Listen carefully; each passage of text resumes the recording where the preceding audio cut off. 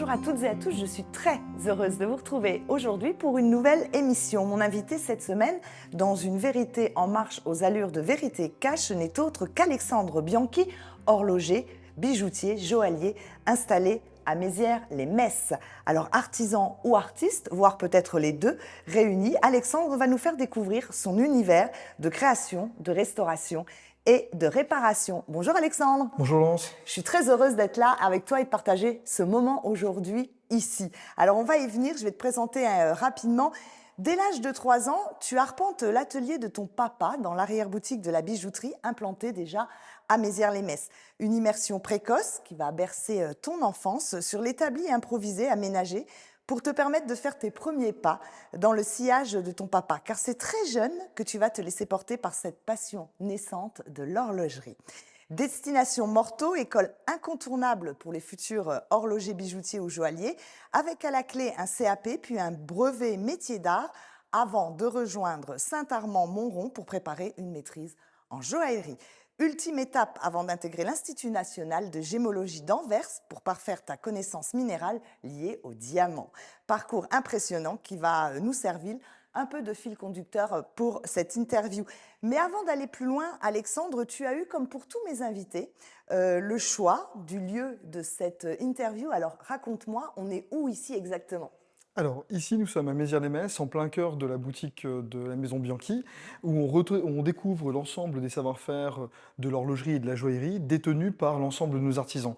Donc on découvre des cartels, on découvre des créations en bijouterie. L'idée c'est d'être en immersion à travers ce métier et venir découvrir et poser des questions, s'interroger, s'intéresser. On fait d'ailleurs des visites guidées, on fait des découvertes d'ateliers, des initiations. C'est des choses qui permettent vraiment l'immersion du client à travers ces métiers pour mieux les apprécier, mieux les appréhender et ensuite de pouvoir enfin se faire plaisir. Se faire plaisir. Alors Alexandre, si tu es aujourd'hui dans cet espace admirable, hein, on le voit, tu le dois à cette passion qui t'a envahi très jeune, je le disais en introduction. Est-ce qu'il s'agit réellement d'un héritage familial, ça ? Alors, je pense que forcément, ça va un peu de soi. À l'époque, mon papa avait son atelier au rez-de-chaussée, nous habitions à l'étage. Eh bien, j'ai vécu au rythme des horloges, au rythme des bruits du domaine de l'horlogerie, des tours, des fraiseuses. Donc c'est vrai qu'au final, eh bien, on est un petit peu tombé dans le chaudron, on va dire, en quelque sorte. Et c'est un doux plaisir.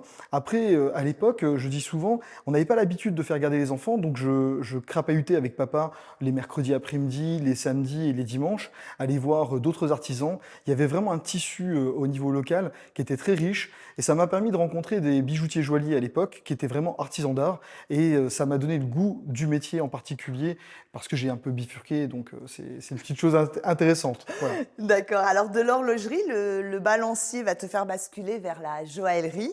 Une manière discrète pour toi de te différencier un petit peu par rapport à tes parents qui, eux, étaient, on va dire, horlogers traditionnels ? Alors tout à fait, alors discrète peut-être, un peu plus que discrète, parce que mon papa a une philosophie plus cartésienne, moi je suis quand même plus créatif, j'imagine beaucoup de choses, je découvre, j'aime beaucoup l'ajustement entre les différentes matières, j'aime beaucoup la couleur, j'aime beaucoup les essais, les textures, chose que papa, lui, en tant que cartésien, ça fonctionne ou ça fonctionne pas. Donc forcément, c'est tout à fait différent, ce qui m'a pas empêché, en fin de compte, de découvrir son métier et d'avoir un véritable apprentissage, puisque ce duo de l'école d'horlogerie et de l'école de joaillerie qui se situe à Morteau, ça permet d'avoir un beau duo et de découvrir les deux métiers en même temps. Donc c'est vraiment passionnant. Passionnant. Alors, lors de ta formation à Anvers, tu as pu partir en immersion dans de grandes maisons.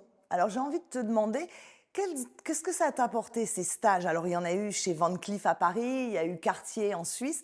Qu'est-ce que tu as gardé de tout ça ?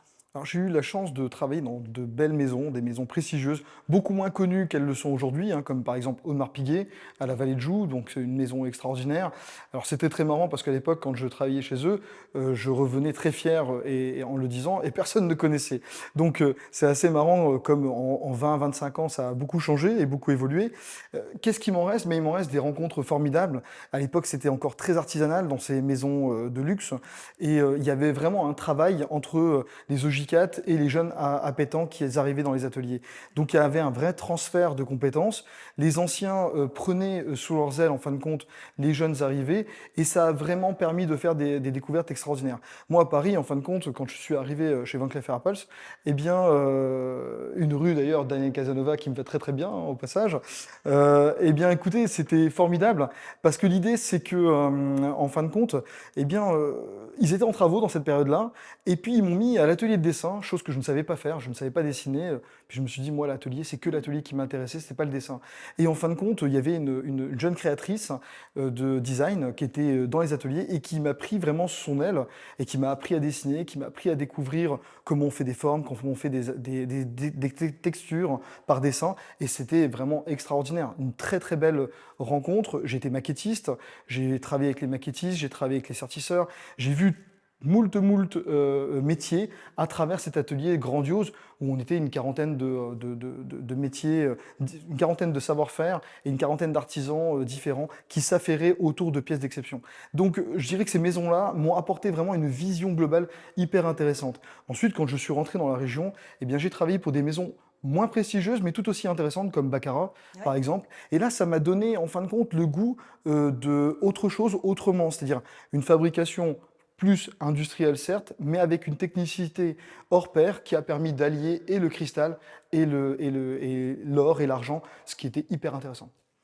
Alors, comment t'es venue l'idée de créer ce showroom qui est accolé à tes ateliers, hein, on le disait à Mézières. Comment c'est arrivé cette idée-là, Alors, cette évolution? l'idée de Mézières, hein, c'est pas une idée, hein, c'est une continuité, Oui, finalement, hein. familiale, Puisque je crois effectivement. que globalement, mes parents, ils ont fait toute la rue de Mézières, hein, c'est 22 grands rues, 80 grands rues, 68 trous de Ah Metz, oui, voilà, donc on a fait vraiment toute la rue.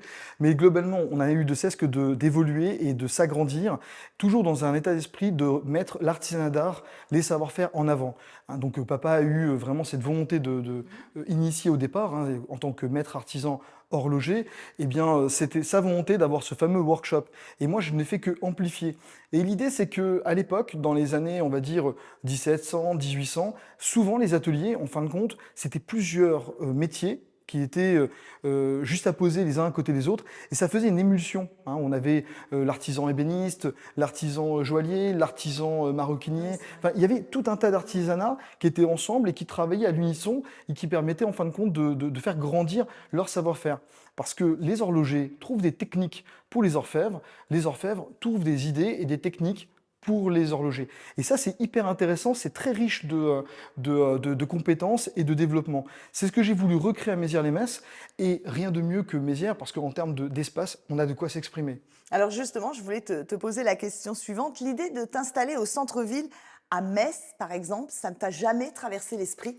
Ah si, complètement. Donc là, je pense que première phase, nous l'avons, je pense, correctement abouti, c'est-à-dire une installation vraiment pointue, hein, parce qu'aujourd'hui, on a des outils de pointe à l'atelier de joaillerie et à l'atelier d'horlogerie, donc on a vraiment tout ce qu'il faut pour pouvoir produire dans d'excellentes conditions. Donc l'atelier de production restera à Mézières-les-Messes pour des questions d'espace, Mhm. d'espace de vie et de travail. Et aujourd'hui, la Maison Bianchi a une volonté de s'épanouir et de se positionner dans d'autres villes en France ou à l'étranger, bien entendu. Très bien. Alors, entre restauration en horlogerie et création en joaillerie, aujourd'hui, avec tout ce que tu nous as expliqué, toutes ces compétences que tu as acquises, j'ai envie de te demander de quel côté balance ton cœur?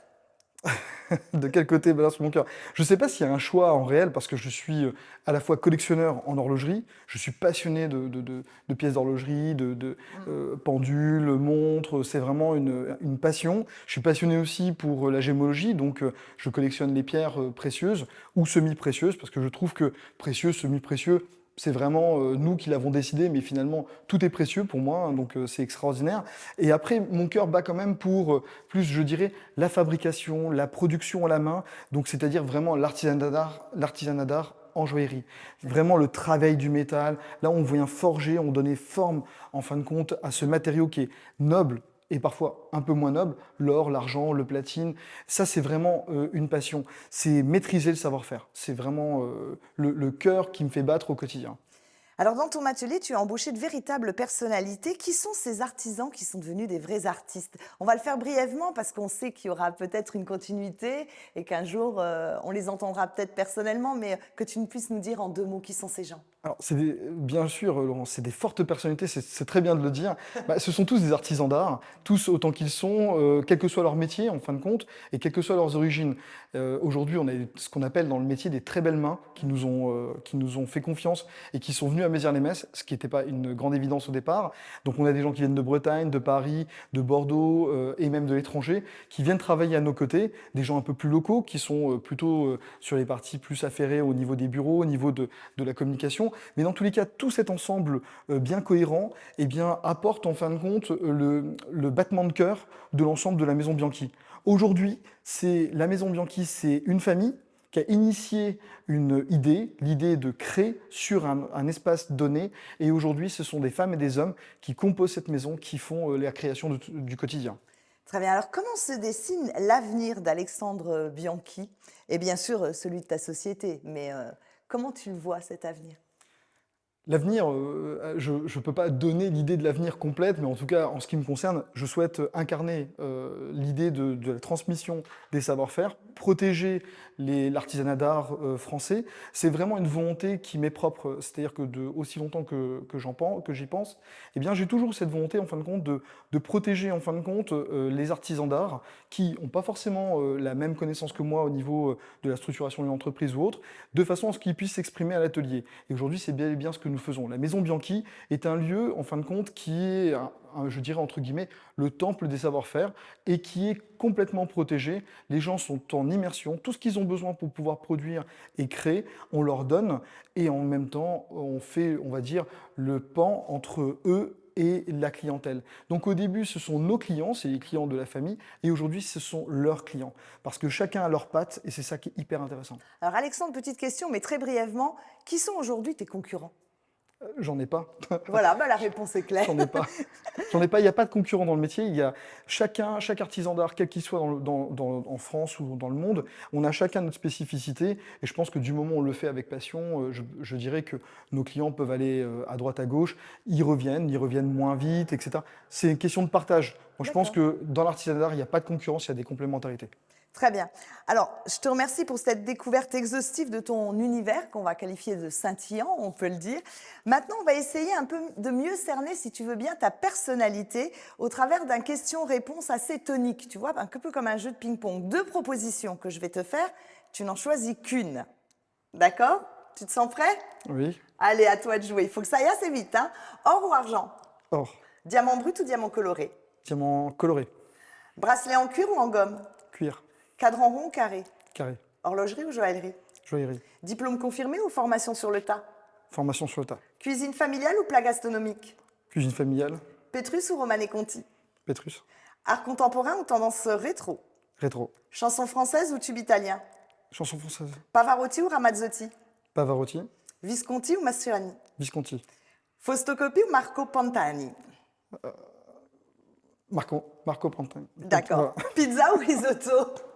Risotto. Risotto. Il nous faut déjà conclure, Alexandre, ce moment. Merci beaucoup parce que tu nous as vraiment donné beaucoup de très, très belles informations sur ton métier. J'aimerais finir sur un mot qui t'appartient, un mot qui te tient à cœur, qui t'incarne, un mot qui aurait du sens pour toi aujourd'hui dans cette vie. Ça serait quel mot? La passion, c'est le seul mot qui me vient à l'esprit. C'est ce qui nous permet d'avoir la volonté d'agir et de continuer de poursuivre. Eh ben, merci beaucoup Alexandre pour ce moment partagé. Moi, je vous dis à la semaine prochaine, nouveau lieu, nouvel invité, mais surtout, restez connectés et puis venez visiter la Maison Bianchi à Mézières-les-Messes. À Mézières-les-Messes, pardon. Je pense que vous serez tous très agréablement surpris. Merci pour votre fidélité et puis on se dit à très vite. Restez connectés. Bye bye.